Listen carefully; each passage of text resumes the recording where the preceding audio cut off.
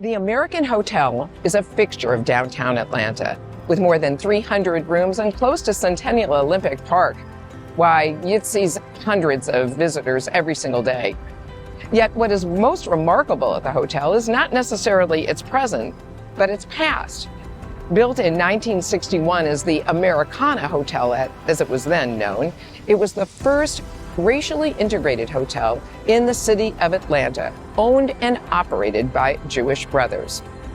Well, stories of Jewish people who had the guts to stand up to racism and segregation are embedded in Southern Jewish history, but so are stories of those who refuse to speak out against injustices.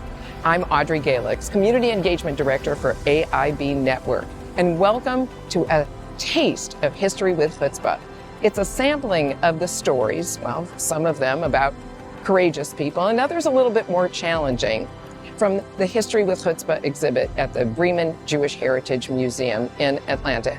Oh, and this reminder, chutzpah is a Yiddish word that has a lot of shades of meaning. Something like guts, moxie, somebody who goes above and beyond. And in this edition of our program, we're going to share stories of people who had chutzpah, both those who had the courage to stand up to injustice and those who chose to conform.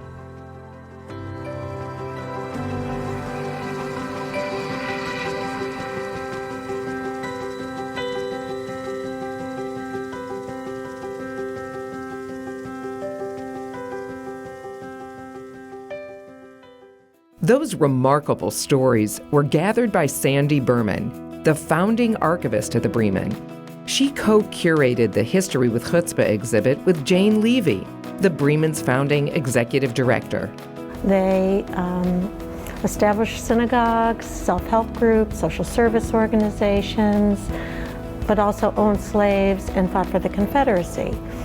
It was a difficult path. Difficult, perhaps, because there were written and unwritten rules of behavior. And so by not conforming, you stood out and you separated yourself from everyone else. One among the many examples of Jews who showed great courage was Rabbi Benjamin Goldstein of Temple Beth Or in Montgomery, Alabama. It was the early 1930s, and 9 African-American teens who became known as the Scottsboro Boys were arrested. They were accused of raping 2 young women on a train going through Scottsboro, Alabama.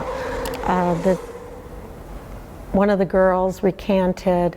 There was a mounting outcry throughout the country because it was an injustice.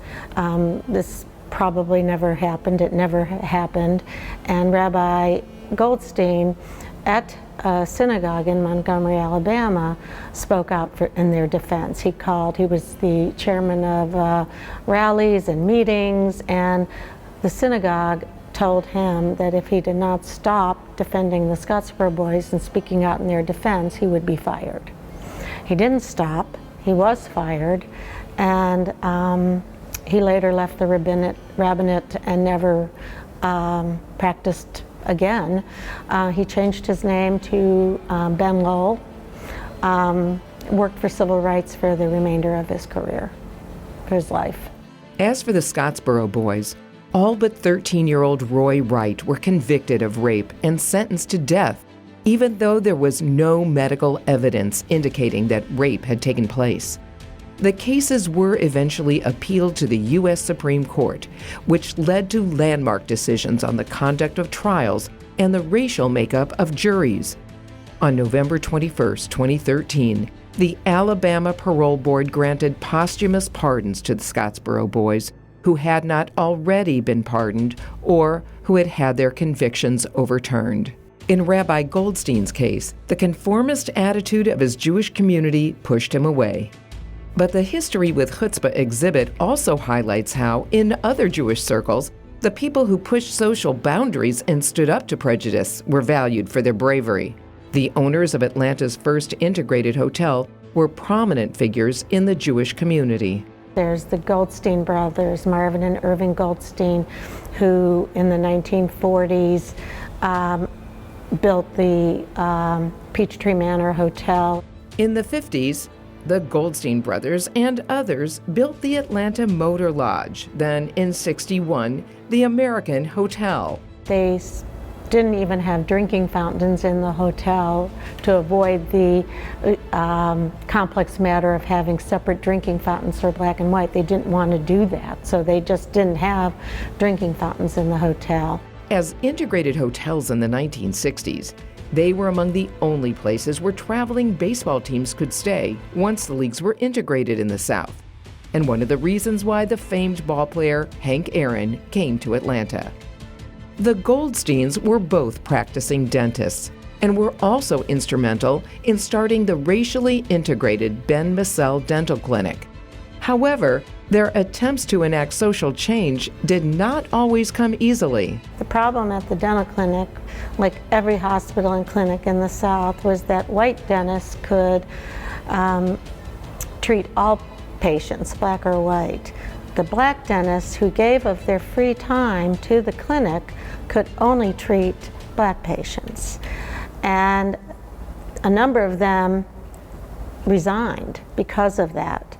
But the two brothers who were so against segregation, they really did work diligently to try to get that change, so that by 1965, the black dentists came back and they were able to treat all patients, black or white.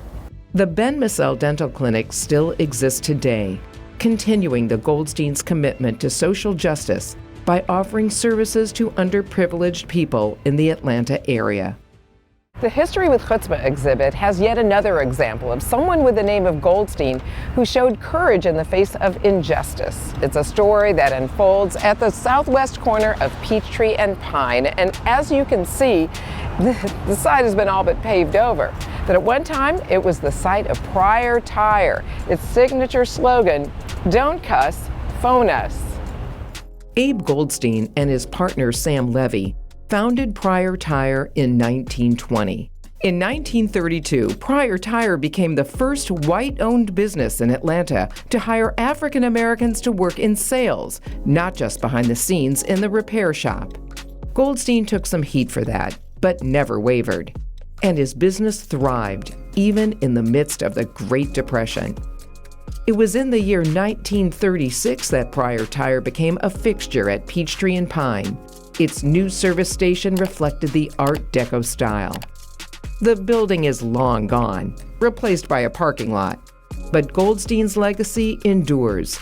He's remembered for his commitment to social justice and as a leader in numerous civic, Jewish, and interfaith organizations. The Anti-Defamation League Southeast region even named its Human Relations Award for him.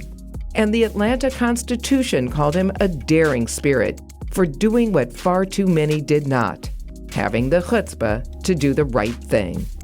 A Jewish congressman provides us with another lasting legacy of compassion, integrity, and spirit in the face of adversity. In 1975, Elliot Levitas was elected Georgia's first Jewish congressman. Elliot Levitas was elected a 5-term congressman to the United States Congress. And after he was defeated for his last election in a fairly anti-Semitic campaign, he went back to the practice of law. And he was asked by Eloise Cobell, who was a secretary and a tribal elder for the Blackfeet Indians, to represent them in a class action suit against the United States government. It took years. It started in 1999. The case took some 14 years to settle. In it, the Blackfeet tribe demanded an accounting for nearly 11 million acres put into trusts for Native Americans in 1887. The case alleged that the federal government mismanaged payments to some 300,000 tribal members on land leased to timber, ranching, farming, oil, and mining operations. The case settled for $3.4 billion. At the time, it was considered the largest class action award against the U.S. government. In 2019, Sandy Berman sat down with Levitas to talk with him, in part, about how he became a passionate crusader for Native American rights. When I used to talk about this with some of the officials, and they were busy doing other things as well, they would say, and this is very important to hear what they said, they were just Indians. And that revealed the mindset. And coming from a minority group myself, being mistreated, if the Jews were mistreated, to think that the people in official positions doing that would say, it doesn't matter, they're just Jews. At the exhibit, you can view a ceremonial rattle and a bolo tie that were given to Levitas by the tribe, a sign of deep gratitude for taking on their case and their cause. Another shining example of someone who demonstrated chutzpah was the senior rabbi here, the temple, formerly known as the Hebrew Benevolent Congregation. The temple is the oldest Jewish congregation in Atlanta. It was established in 1860 to serve the needs of the German Jewish immigrants. As early as 1947, Rabbi Rothschild denounced segregation from the temple pulpit. The robe he wore is included in the exhibit. In 2015, Rabbi Rothschild's widow, Janice Rothschild Blumberg, spoke about the roots of his passion to a class on Jews in the South at Georgia State University, and AIB was there. He was in culture shock when he came here. It wasn't as though he hadn't been to the South. He was, we think, so far as we could find out, the first Jewish chaplain to see action in World War II in the Pacific. So. And once he came back, he was stationed at several places in the South, so he thought he knew what to expect. But when he saw the different washrooms and the different water fountains and things, this really hit him hard. And he started out speaking on every High Holy Day sermon and several times in between. We had what was called Brotherhood Month in February. And that was an excuse. Anytime anything happened in the news, like the Freedom Train coming through, he used that as a taking off point to say what he thought. But he started out so slowly that people didn't realize he was talking about integration. And of course, integration was a word you couldn't even use in those days. It was called desegregation. His predecessor, Rabbi David Marks, had taken a different stance, avoiding conflict and confrontation whenever possible.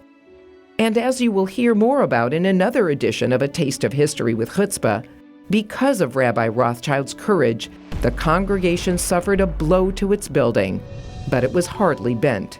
And to this day, the temple, along with many other Jewish congregations, remains committed to social justice and standing up for what is ethical, which certainly takes a lot of chutzpah.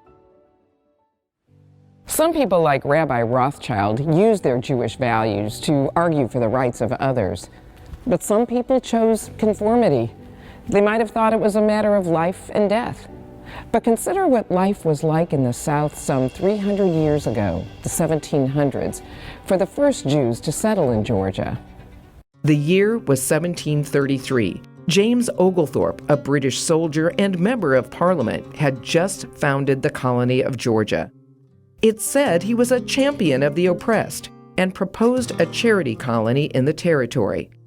In fact, Georgia's original charter banned slavery and granted religious freedom. So when a ship of Jewish families landed in Savannah Harbor, Oglethorpe's more tolerant attitude may well have influenced what happened to them. The three families that we have highlighted are the Minas, the Nunez, and the Sheftals. The Nunez were Sephardic families, the Sheftals and the Minases were Ashkenazi families, but they were all on the same ship coming to America.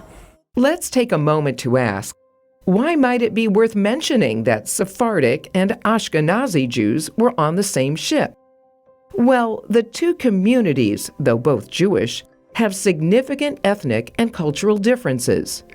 Here's an all too brief explanation. When many of us think of the year 1492, we might think of the rhyme, "In 1492, Columbus sailed the ocean blue." But for the Jews of Spain, it was the year they were forced to convert to Catholicism, face expulsion, or death. A few short years later, in 1496, Portugal expelled its Jews, as well as its Muslims, effective October of the next year, 1497. Though estimates vary, as many as 300,000 Spanish Jews left Spain and settled in different parts of Europe and the Middle East, including throughout the Ottoman Empire, where they were welcomed by the Ottoman Sultan. The name Sephardic comes from the Hebrew word for Spain, Sepharad. Their language is known as Ladino, a mix of Castilian Spanish and Hebrew, with some Arabic, Greek, Turkish, and French. Ashkenazi Jews originated in Germany, as well as in Central and Eastern Europe, with communities forming in the 8th and 9th centuries following trade routes. Like their Sephardic brothers and sisters, Ashkenazi communities also faced persecution, with periodic outbursts of mob violence known as pogroms. The language of the Ashkenazi Jews is Yiddish. Don't forget, that's where we get the word chutzpah. It's a mix of German and Hebrew, written, like Ladino, in Hebrew letters. Now back to the story of the Savannah colony, which was facing an epidemic. At first, the trustees didn't want them to come into the colony. It was only because Dr. Nunez, who was a doctor, helped to save the colony when an epidemic struck. They knew he was aboard ship. They let him off. He helped to save the population that had just arrived, and they decided to let these Jewish settlers in. So there was still that thought process of maybe we don't want Jews to settle in this colony and settle in Georgia. But thankfully for the Jews who came later, Dr. Nunez was able to help the colonists. Many of these early Jewish settlers in the South relied on the privilege granted to them by their passing whiteness to survive and thrive. And in the South, when the Jews came here, there was already an underclass. So they had a chance to not be the underclass, as they were in so many countries in Europe. Sticking out would risk their status as valued members of Southern society. And they became very supportive, ardent members of Southern life, Southern society. They fought in every war since the Revolution. They were fought for the Confederacy. And again, they were part of the fabric of the South and accepted and protected the cultural mores of the region in which they lived. The History with Chutzpah exhibit offers several examples. One David Mayer served as a commissary officer during the Civil War, and after the fall of Atlanta, protected the area's cotton supplies. There are also images of Jews who fought for the Confederacy, as well as a rifle musket used by a Jewish Confederate soldier and a loyalty oath taken by Dina Cohen-Minas in the exhibit. Loyalty oaths to the new Union were required by supporters of the Confederate States before pardons were issued. And she'd been an ardent supporter of the Confederacy and was accused of treason at the war's end. They wanted to be part of something. And so that's why so many did fight for the Confederacy or supported the cause, or even if they didn't own slaves, they were still ardent Southerners because the South had been welcoming and they didn't have problems here until much later. The city of Savannah had welcomed Abraham A. Solomon's apothecary before the Civil War.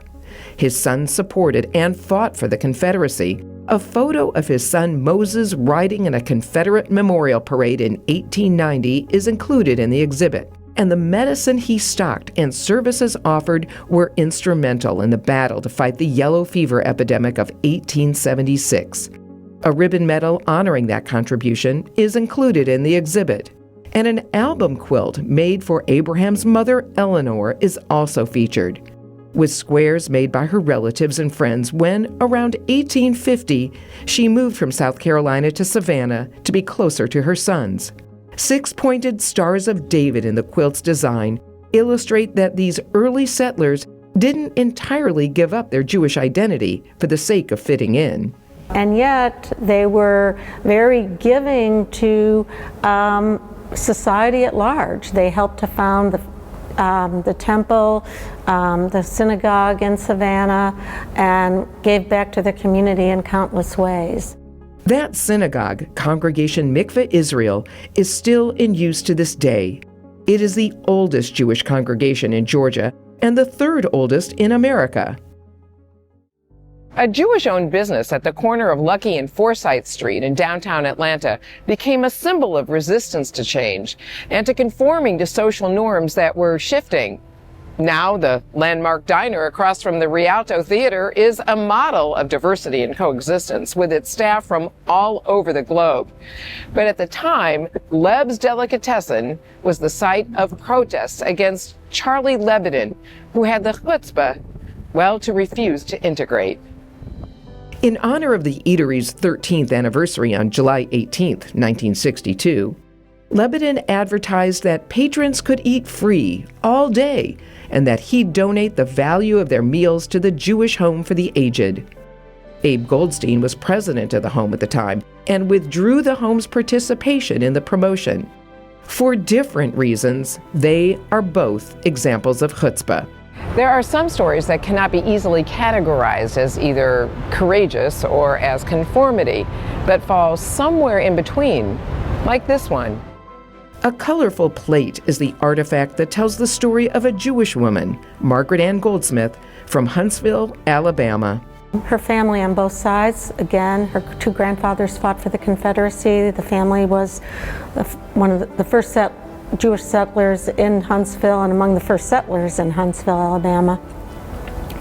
And when Margaret Ann, this woman who I interviewed, was very young, her mother could not take care of her. She had a medical issue, and they hired a black woman to take care of Margaret Ann. Her name was Kora Barley, and Margaret and Kora developed a mother-daughter relationship. The relationship was so strong it lasted throughout Kora's life until Kora passed away. I mean, we have photographs in that section of Margaret with Kora as a baby, and then Margaret and Kora when Kora was older, and Margaret's, maybe in her 40s, and so that this relationship lasted forever.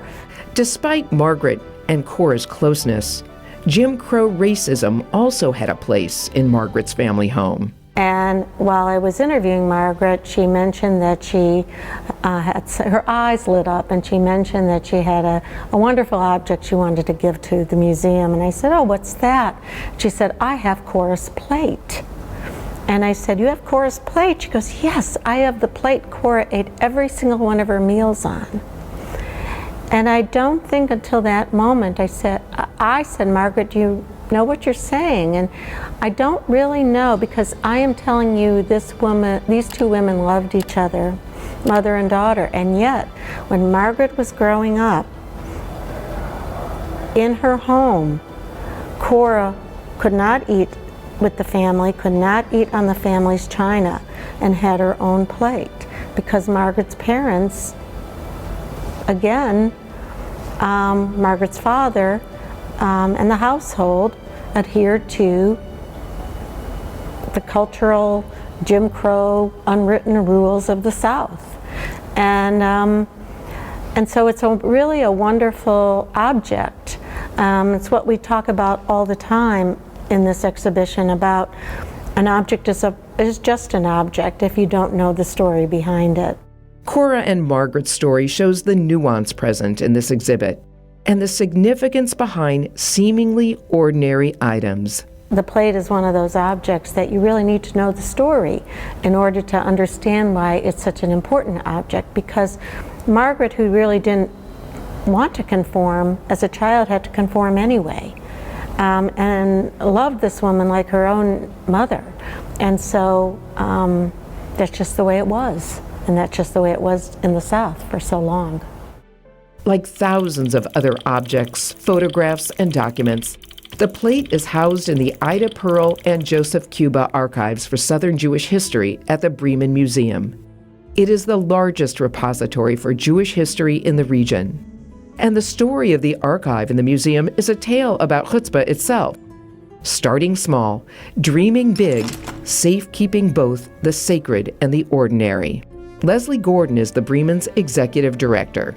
We really have a responsibility to those stories that we're keeping, to share them, to keep the memory alive for the family, but not only for the family, but for our own community. These people came, they did something really incredible. They had chutzpah, and they were able to perhaps rise above or help others, or make sure that a memory or a tradition was maintained throughout their family. And that's why it's been important to the Bremen to keep these stories and keep these items, because they do have a soul of their own, a story of their own, a history of their own. They are items that tell stories of courage and conformity, stories of lives well lived, of historical tenets reevaluated, of extraordinary bravery and chutzpah.